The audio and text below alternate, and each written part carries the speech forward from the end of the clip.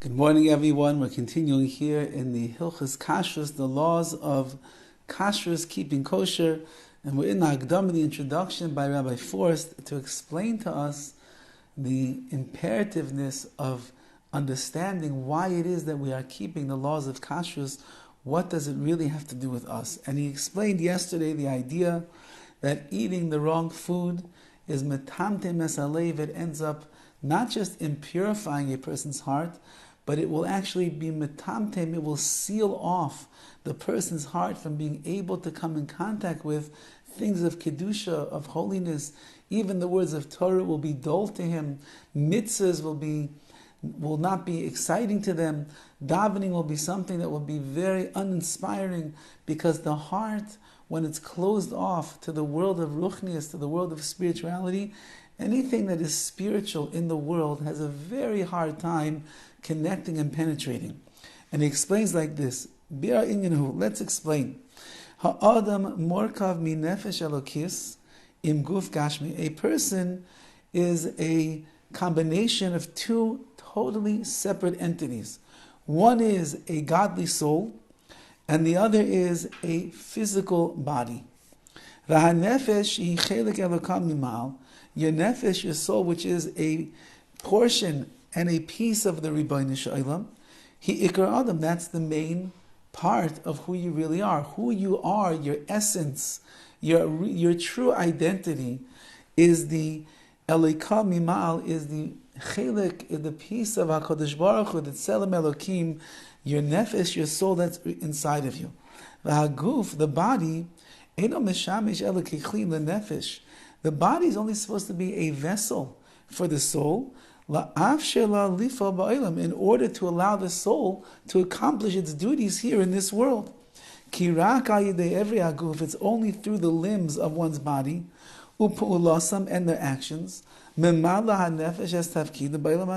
the soul actually fulfill its obligations in this world and its mission.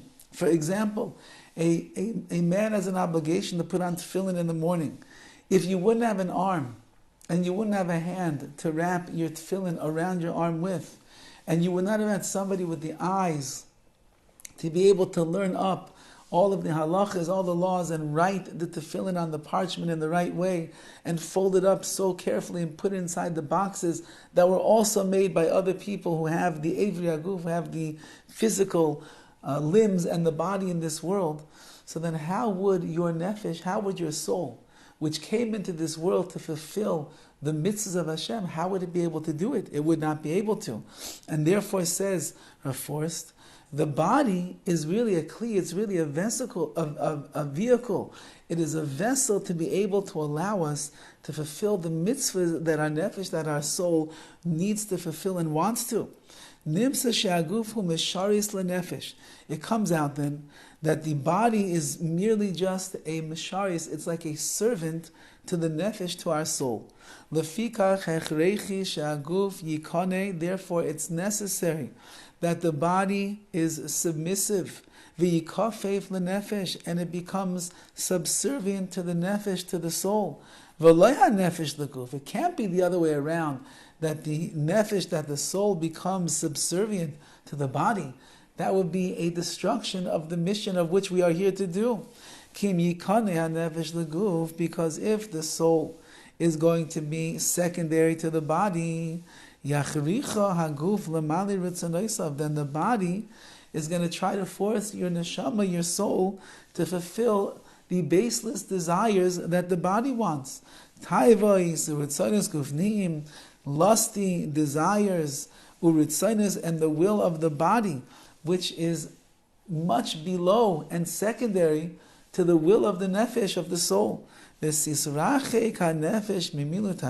in that case, the soul then is going to be very distant and far away from fulfilling its purpose ba'olam hazeh, in this world, shehu avodas Hashem, which of course the greatest mission and the goal that a person has in this world is to serve Hashem. That's what the neshama was given to us for. So if the neshama is strong and powerful and is overriding the desires of the body, and the body becomes a servant to the soul to be able to help the neshama to perform and fulfill the mitzvah that it came into this world to do, so then you're living in spiritual equilibrium. However, if unfortunately a person's body has sabotaged the neshama, it has seized the powers of the soul and it's running the show in this world, and therefore the desires and the lust and the base animalistic drives that a person has is what's pushing him on a daily basis, and the voice and the regesh, the feeling of the neshama, is something that is taken not just the backseat, but it's somewhere in the trunk. So then that person is going to have a very hard time fulfilling the real purpose of why they came to this world, which is to serve the Rabbi Shalom. To be continued, Be'ez Hashem. Have a wonderful day.